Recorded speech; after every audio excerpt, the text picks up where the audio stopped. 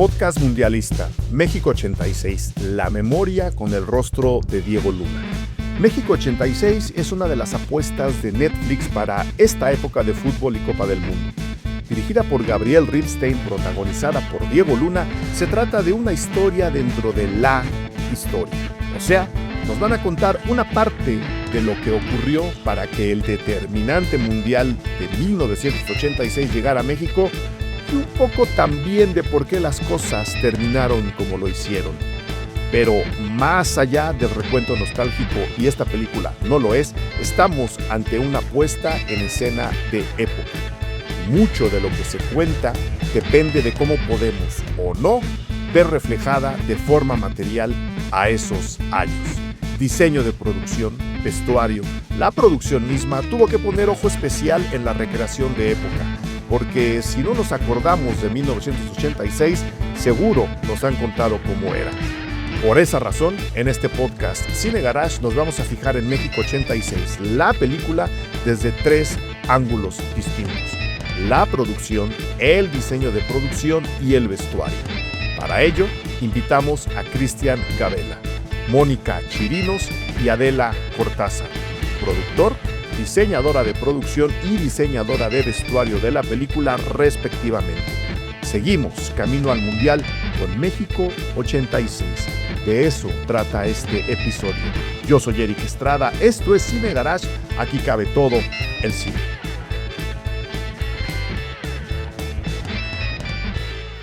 Hola a todo mundo, como lo escucharon en la introducción que acaba de pasar, vamos a abordar a México 86 desde tres puntos distintos. Es una película que tiene sus cosas, no lo vamos a negar. Es una película que, como siempre, ¿no? Vamos a pedirle a veces más, a veces menos. Yo lo digo en una de las pláticas que tenemos aquí para ustedes, siempre se quiere más material de archivo, pero bueno, ahí iremos desglosando de lo que se trata la película. Solo quería presentárselas, se puede ver ya en Netflix me parece, inicios de junio, pero aquí vamos a empezar a calentar motores con esta plática que nos lleva al departamento de vestuario, al departamento de diseño de producción, a la producción misma, porque creo que muy buena parte del enorme atractivo y de lo que funciona dentro de la película está en esos tres departamentos, y me gustaría justo ponerle el foco ahí para que ustedes tengan una visión distinta de este tipo de películas. Evidentemente la película está ambientada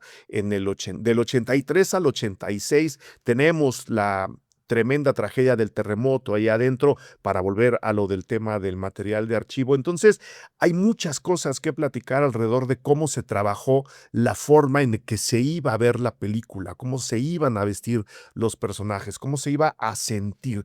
Y justo por eso nos acercamos al departamento de producción, al departamento de diseño de vestuario y al departamento de diseño de producción, para entender a la película desde ahí. Ya la verán, ¿no? Yo insisto, parte del gran éxito, de la parte del éxito de la película está justo en estos tres departamentos, y por eso es que tenemos a estos invitados. Para comenzar, les voy a dejar aquí la pequeña plática que tuve con Cristian Gabela, que es uno de los productores de la película, y con él platicamos, ya lo verán, distintas cosas, empezando por el manejo del material de archivo, el diseño del tono de la película, y luego nos vamos con todo lo demás. Yo nada más quiero recordarles que este es el momento para suscribirse al podcast Cine Garage. Denle al icono de la campana, denle al botón de suscripción para que nosotros sepamos dónde están ustedes, de dónde nos oyen, cuándo, cómo y en dónde. Entonces, suscríbanse, por favor, nos ayuda muchísimo, además, para estar todavía más presentes en las listas de popularidad. Se los encargo, suscríbanse, no dejen de escuchar este podcast. Vamos con tres entrevistas bien interesantes. Comenzamos con la que le hice a Cristian Gabela, productor de México 86. Pues vamos a empezar. Cristian Gabela, uno de los productores de México 86. Ya me dirás qué tanto metiste la mano, qué tanto te dejaron los demás meter la mano. Felicidades por la película. Muchas gracias por la entrevista, Cristian. Por supuesto. Yo creo que este tipo de películas, más allá de que estén basadas en un hecho histórico mundialmente conocido como la Copa del Mundo de ese año en México, este tipo de películas de época, porque ya han pasado sus años, más de la mitad de lo que se detecta en la pantalla como emoción, incluso la propia narrativa de la película, dependen mucho de lo que se hace fuera de la pantalla. Y ahí es donde me gustaría entrar al trabajo del diseño de producción con Mónica Chirinos, Cristian. De ella no es ninguna improvisada. ¿Qué tanto espacio le dieron? ¿Se le pidió algo? ¿Se trabajó?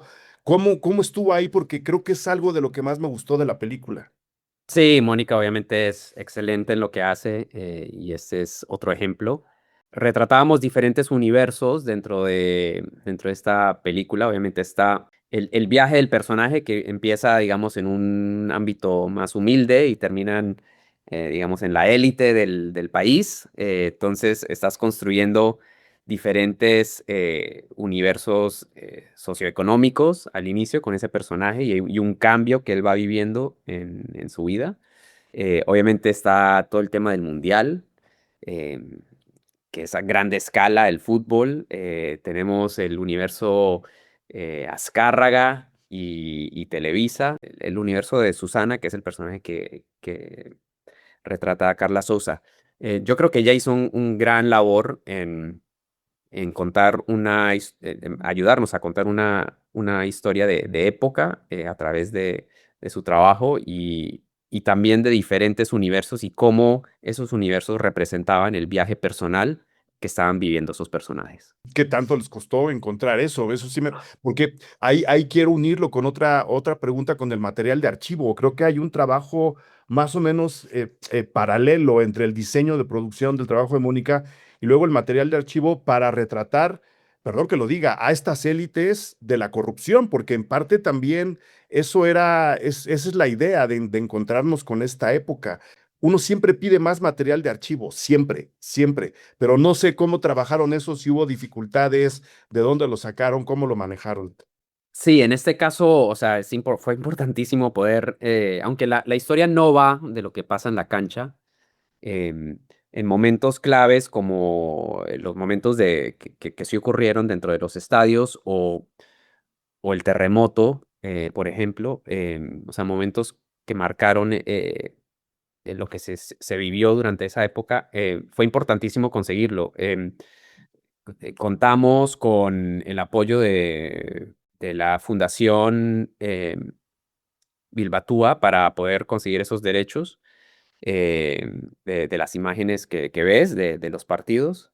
Y claro, eso empalma con un retrato de dirección de la mano de Gabriel Ripstein en asegurarte que no te está sacando eh, de la historia, ¿no? Cuando vas a esas imágenes reales, sino que te van contando en armonía lo que está viviendo el personaje. Y yo creo que ese también es un gran trabajo que hizo Gabriel. Sufrieron con el proceso de digitalización de ese material, porque ese material está en unos formatos que a veces se te deshacen en las manos. Sí, yo ahí sí casi no hice muchas preguntas porque me imagino que no fue fácil, eh, em, como no fue fácil conseguirlo, pero se logró y estoy muy agradecido a todo el equipo que le echó mano a que se vea en esa calidad que tuviste, ¿no? En la película. Tomando en cuenta que el trabajo de Gabriel, que ha ido, ¿no? Desde el thriller fronterizo, le podemos llamar así, a las series en las que ha participado, hay una inyección de comedia muy interesante en su trabajo, que aquí se filtra y que, bueno, Diego Luna creo que concreta de una manera espectacular. Pero no sé si el tono que yo detecté entre farsa, recuento, es el correcto, estaban buscando algo más, porque la serie no es enteramente crítica con lo que ocurrió en ese momento y todo el mundo sabemos, y especialmente después de esos años, cómo opera la FIFA y cómo operaba México. ¿Qué tono quieren que detecte la gente? Esa sería la pregunta. Sí, o sea, sin duda hubo desde su principio la intención de tener un tono de comedia oscura en algunos momentos, irónico, satírico, porque casi que tienes que ver los hechos de esa manera, o sea, porque eh, para hacer el espectáculo del Mundial, México y aquellos que organizaron el Mundial tuvieron que armar casi que un espectáculo detrás, ¿no? Entonces sentíamos que este tono nos daba la oportunidad de, de explorar eso y reírnos un poco de lo que se logró, de esa magia. Nosotros siempre hablamos de que este mundial solo se pudo haber hecho en México, con todos los retos que tenía encima, y yo creo que parte de eso fue un poco del espectáculo que se inventó para lograr el espectáculo. El apunte crítico no estaba, porque, por lo que me estás diciendo, es simplemente un elemento de entretenimiento con cierta profundidad. Estoy en lo cierto porque yo de repente veía a Diego Luna y decía, estoy viendo El Lobo de Wall Street en México 86, Sí. ¿no? Pero aquella película es tremendamente crítica con el sistema al que apunta. Acá están buscando otra cosa, estoy entendiendo eso. No, yo creo que sí hay críticas, no te digo que no. Era señalar un poco lo que pasó, lo que realmente pasó, ¿no? Esto fue un mundial que, que no iba a ocurrir en México, que se organizó en poco tiempo de una manera muy distinta a la que se organiza y se ha organizado cualquier otro mundial, donde está a frente mucho más un gobierno. En este caso fue una empresa. O sea, yo creo que sí demuestra el poder que tiene cierta gente en el país, para organizar algo que difícilmente lo organizaba eh, alguien que no formara parte de una organización de gobierno, ¿no? Ujú. Entonces, yo te diría que sí. Obviamente la historia, el corazón de la historia es una historia de personaje. Es un viaje de personaje de alguien que empieza. Obviamente, cuando conocemos a Martín de la Torre, es una persona normal, con recursos normales, harto de donde está, de cómo está estancada su vida personal y laboral, y él, pues casi de la nada, decide tomar una decisión drástica para salir de esa situación, y lo mete, en este universo de poder, y es un poco cómo se va emborrachando dentro de un vicio, un círculo vicioso, este personaje entre el poder, la ambición, el éxito, y es un poco esa es la exploración, te diría, de personaje que es el corazón de la historia, Ok, el marco digo, de todo lo que sucedió. claro, sin demeritar el trabajo de nadie más, creo que Diego y Daniel Jiménez Cacho están espectaculares. Antes de cerrar, mi felicitación a Diana Sedano. A través del personaje de Beatriz, conocemos de arriba abajo a este patán, ¿no? Que es Sí. ¿Hay miedo o hay responsabilidad de enfrentarse a un público mexicano que, si bien o probablemente recuerda todo lo que pasó, también se lo han platicado? ¿Cómo se siente a la hora de decir, ahí les va a México una película sobre ustedes? Sí, claro, o sea, siempre es la apuesta, digo, ojalá el público la reciba de la mejor manera. Se hizo obviamente con esa intención, y más que todo, sí, era retratar un poco, sin ponerle foco a lo malo o a lo bueno, lo que ocurrió y cómo ocurrió, o sea, dentro de la ficción. Pero vuelvo a que este mundial, que es reconocido como uno de los mejores mundiales de la historia, obviamente de la mano de Dios y todo de por medio, em, se organizó únicamente con el ingenio y la magia mexicana. Entonces, de cierta manera, pues vemos eso con todo lo positivo y pues todo lo negativo que significa. Ya que hay cada quien decida. Pregunta rápida, última, Cristian, ¿se divirtieron haciendo la película, sí o no? Sí, Ahí mucho. está, ahí está. Muchas gracias por la entrevista, Cristian, mucha suerte con la Sí, película Eric, y les mandamos un saludo. gracias.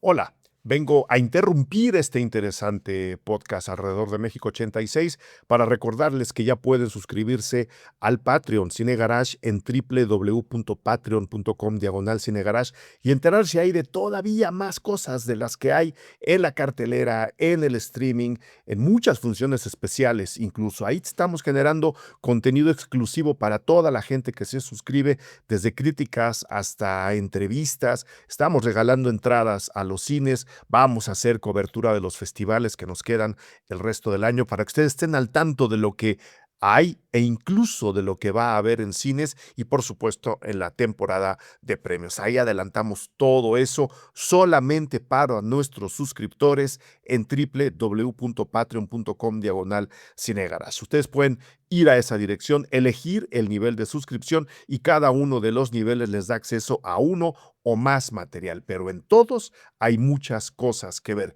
Intenten la prueba gratis de 7 días y luego suscríbanse como ya lo hicieron Miguel Gallegos, Lalo Ortega Ríos, Fernanda Solórzano, Rosana Reynoso, Diego Imanol, Judith Valencia, Ricardo Ortega, A. Rosas, Jonathan Guajardo y Choc Franco, que son solamente los elegidos para este episodio. Ahí somos muchísima gente ya que estamos debatiendo alrededor del cine. Nosotros, con las aportaciones de sus suscripciones, podemos seguir produciendo este podcast. Así que ayúdenos a impulsarlo, ayúdenos a mantenerlo vivo en www.patreon.com/Cine Garage. Ahí nos vemos.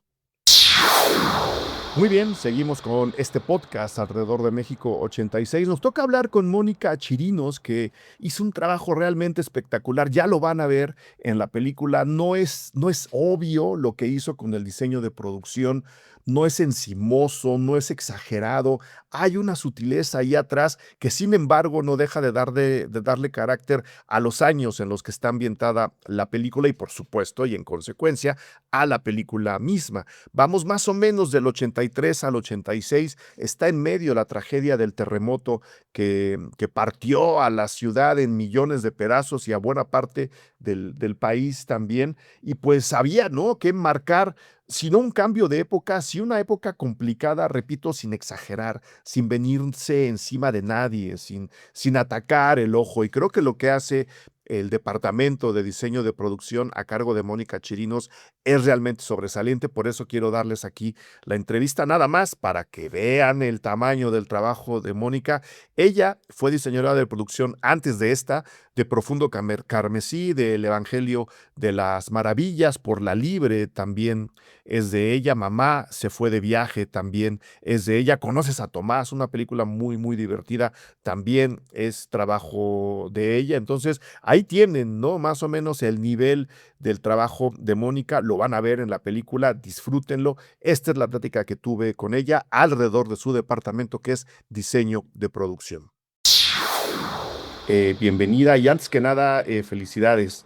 Yo platicaba con Cristian si había habido alguna encomienda en particular para tu trabajo como diseñadora de producción en México 86. Creo que desde el punto de vista de tu departamento es una época complicada. No sé si hubo una directriz, cómo lo concebiste, en dónde buscaron todo. ¿Cómo estuvo eso, Mónica? A grandes rasgos. A grandísimos rasgos te cuento, y Sí. gracias por la entrevista, porque es una película que es como detrás del fútbol, y entonces nosotros que somos los de detrás de las películas, te agradecemos estas entrevistas. Te cuento un poquito. Para empezar, es una época que viví, ¿no?, en la Ciudad de México, en la que crecí, y es una época para mí de transición, que pasaron muchísimas cosas. Visualmente era una ciudad sencilla, mucho más sencilla antes del Tratado de Libre Comercio, de que hubiera miles de opciones de coches, de pantalones, de lámparas, de cosas, y muy distinta a periodos muy coherentes como los 50s o los 70s, que estéticamente tenían sus paletas de color, y los 90s también. Yo creo que es una época más desordenada, bueno, y que también una época que nos atraviesa el temblor del 85, que hay un comentario en la película de lo que se sufrió y se aprendió. Y entonces, esta época también era un poco discreta, es decir, yo tomé después de la investigación, como me pareció importante que no fuera tan llamativos los ambientes, que fueran un poquito discretos, y lo que fuera un poco más, porque lo era, ¿no? Es decir, el maquillaje, la ropa, un poco más arriba, sin nunca, jamás, y es un trabajo muy bonito, de Adela y de Alejandra, no hay nadie disfrazado, ¿no? Es realmente como de la época, y me parece un contrapunto bonito con, pues, los sets discretos, digamos, la nueva oficina a la que se pasan a Polanco sigue siendo una oficina, no como luego se desarrollaron en los 90, ¿no? Del ventanal más grande que hallaron. Para mí fue, pues, el eje que nos contuvo de sacar millones de cosas a cada segundo y dejar que fueran unos espacios donde estos increíbles actores y actrices Sí, actuaran. a mí me da mucha curiosidad, tomando en cuenta que mucho de esto ocurre en un México que, como dices, o vivimos o recordamos o tenemos muy fresco todavía en fotografías, me da curiosidad si más allá del trabajo, y lo voy a entrecomillar, tradicional de diseñadora de producción, a ti de repente te llamaron y te consultaron, porque creo que se tenía que hacer, decir, a ver, esta es nuestra locación, ¿encaja o no encaja en la época? ¿Se puede trabajar aquí o no? ¿O de plano el edificio se sale por completo de la idea que el diseño de producción debe tener para una película como esta? Lo digo porque además, como dices, la ciudad se transformó por completo en interiores y en exteriores con el terremoto en medio. ¿Te llamaron? ¿Participaste? ¿Te habría gustado? Bueno, o sea, en todos los procesos de selección de locaciones o de construcción de los sets, hay todo un trabajo previo que hablamos con Gabriel, que hablamos con Emiliano, que con Diego, con los productores. Hay todo un proceso largo de esto sí y esto no, y hablamos todos, ¿no? Hablamos todos y tratamos de sacar una decisión o en algún momento Gabriel decide que ese es el camino correcto después de escucharnos, Ujú, ¿no? Un poquito ujú. es así, ¿no? Y por supuesto, nosotros hacemos siempre una carpeta de la que se parte, ¿no? Pero es fantástico porque esto es ficción, entonces tomábamos nuestras licencias en muchas cosas, para que fluyera nuestra historia, ¿no? Con alguna libertad. Es decir, quizá las oficinas del dueño de los medios de comunicación más importante, a la mejor no era así, ¿no? A lo mejor era diferente, pero nosotros quisimos hacerlo en un espacio poderoso de la época, pero quizá no ese, para transmitir ese poder, ese ancho de las columnas triples del arquitecto Agustín Hernández. Es bien interesante que lo digas, porque luego hay mucha gente que cree que el diseño de producción no requiere un ejercicio de imaginación y por lo que estás diciendo específicamente en esa oficina es todo lo contrario. O sea, hay que imaginar mucho y luego a lo mejor hay que quitar un poco de rebaba. No sé si estoy en lo correcto. Sí, sí, sí, y sobre todo, pues ese es lo bueno de la ficción, ¿no? Si estuviéramos haciendo algo más apegado o sea, la investigación fue profunda y estábamos muy apegados a crear unos ambientes de los ochentas, pero también con nuestras propias decisiones, ¿no? Hay películas que hacemos exactas, ¿no? O sea, aquí había miles de detalles, no los ves, pero estaban ahí y quizá los sientan, cuando están actuando les sirva, ¿no? No siempre, o cuando están dirigiendo, a veces te sirve el entorno para eso, a veces no queda en la edición, pero está ahí y todo ese proceso suma para que se sientan, los ochentas, ¿no? Y La de la investigación que mencionas se hizo primordialmente en archivos, porque debe haber mucho de la época, o se fueron a películas, tomando en cuenta que, aunque estamos hablando de gente, unas de ellas sí existieron y otras no, pero estamos hablando de un hecho que sí ocurrió contado a través de la ficción. No sé si en la investigación también se mezcló eso. Hay hay muchísimo material en video que vimos, hay muchísimos, programas de recordar cómo fue todo ese momento futbolístico, muy padres, muchos videos, mucho en la hemeroteca, esa fue la primera parte, todos los periódicos deportivos, me volví fan, eh eh sí, sí, o sea, toda la estética, los dibujos, hubiera querido, o sea, que se viera más detalle y eso, pero bueno, no alcanzan el tiempo de las películas para ver los detalles. ¿A qué Es tipo de detalles te refieres, por ejemplo, de los que salieron volando? ¿Cuáles tú dirías? yo metería aunque fuera 2 segundos. Bueno, la comida, los gráficos, las distintas páginas de los periódicos. Bueno, hasta había como en Suiza una mesa de quesos suizos, que les hacían como un cóctel, entonces ¿te acuerdas que antes todo tenía manteles rojos y en Suiza con sus banderitas y sus panes? O sea, de todo había como un poquito de cosas así, este, pues más balones, más banderitas, más miles de cositas así que amé y que ya estoy atrapada en ese mundo Pues yo futbolístico. creo, yo creo que todo quedó muy bien plasmado, muy bien comunicado. Te quiero felicitar por el trabajo. Ahí está, y como dices, se siente. Gracias por la plática, Mónica, y muchísima suerte en lo que viene y con la película. Sale, pues gracias por su trabajo de entrevistas que nos ayudan muchísimo a que más gente vea las películas y se interesen por ellas de otra manera, Cuando quieran. ¿no? Va, gracias, Eric. Muy bien, ya escuchamos a Mónica. Ahora nos toca movernos al complemento, porque la gente luego cree que es bien fácil vestir gente de época, en particular en los 80.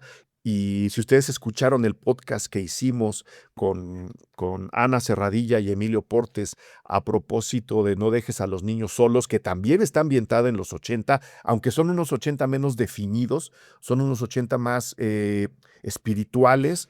No es nada más llegar a ponerle a la gente ropa vieja, hay que tener en cuenta, más allá de la paleta de colores, pues un toque, ¿no? Cierta veracidad, ¿no? Como intentamos entenderlo con Mónica Chirinos, no exagerar en el vestuario, y creo que esta película también lo logra de una manera bien, bien bonita. Entonces, Adela Cortázar nos va a platicar cómo estuvo el trabajo, cómo, pues sí, dónde se consigue esa ropa, ¿no? ¿Qué deciden al final? Si sí, si no, van a escuchar ustedes esta plática con Adela.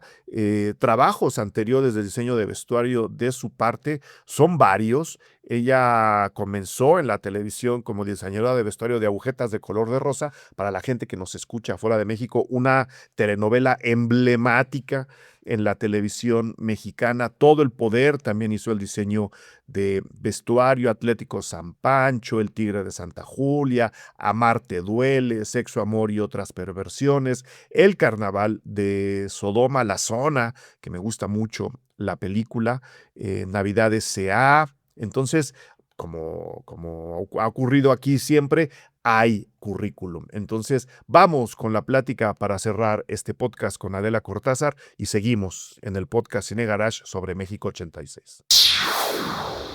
Hola Adela, muchas gracias por aceptar la plática. Vamos rápido. Bienvenida a los micrófonos Cine Garage. Me da mucho gusto platicar contigo. Muchas gracias a ti, gracias por la invitación, encantada de estar aquí. Hace rato platicaba con Mónica Chirinos en el Departamento de Diseño de Producción de México 86 y me decía que en ese lado se pueden permitir, dado que es una ficción, ciertas libertades. Pero no sé si a la hora del vestuario y de enseñar ropa, esas libertades también son tan amplias, porque ahora con esta obsesión que tiene la gente de necesitamos precisión histórica en las películas, que se me hace un absurdo, ya me darás tu opinión. No sé si esas libertades ocurren en una época tan particular como los años 80 en México, además de felicitarte por el trabajo. Muchas gracias. Yo creo que hay una nueva tendencia en el cine y la televisión como de estar reinterpretando la época, que le llamamos coloquialmente en nuestro universo, hacer un proyecto que es del pasado. Sin embargo, en nuestra película no hay mucho de eso. O sea, siento que México 86 sí está como muy referenciado, es un universo que conocemos, todo el mundo que está detrás del fútbol, porque al final del día nuestra película no es realmente, o sea, es de fútbol, pero es el como detrás del fútbol o todo este mundo que maneja el fútbol. Entonces, yo lo que vengo a descubrir cuando hago una investigación es que no tengo mucha libertad en tanto que pues los personajes que habitan en la vida real dentro del fútbol tienen una forma de vestir muy acotada, una forma, y digo acotada porque yo no tenía mucho, pues ahora sí que mucho para dónde hacerme, o sea, cuando yo leo la historia, me confieso un poco, un poco neófita en la materia, no conocía este mundo detrás del fútbol. Entonces vengo a descubrir que es un mundo de una formalidad apabullante. Es un mundo en donde, pues me imagino que se maneja mucho dinero y entonces son hombres poderosos que visten todos igual, Sí. todos, yo no sé, porque no lo puedo demostrar, lo traté de investigar, no lo encontré como tal, pero deben de tener unos códigos de vestimenta como muy, muy, muy cerrados, ¿no? Porque lo que empiezo a ver en la investigación, porque lo primero que tienes que hacer cuando tienes un proyecto del pasado, antes de tomar libertades, pues es tener una buena investigación, ¿no? O sea, antes de reinterpretar tienes que saber bien cómo es y entonces ya te das a la tarea. Y lo que vengo a descubrir, pues, que es un mundo en el que todos se visten igual, Sí. ¿no? O sea, yo leo a Martín de la Torre, me lo imaginé, no sé, más cercano al mundo del narco que al mundo del corporativo. Y pues no, no, o sea, descubro que se visten todos igual en todos los tiempos, actualmente también. Entonces, pues es como una cosa que adopté, Ujú. que se volvió también un reto bien difícil, porque el rango de trabajo era como muy pequeñito, porque pues eso, tienes que darle personalidad a personajes que se visten todos igual. Claro. Entonces, pues vamos a jugar a eso, y a eso jugué, y a eso le entré, y pues tuvo su reto.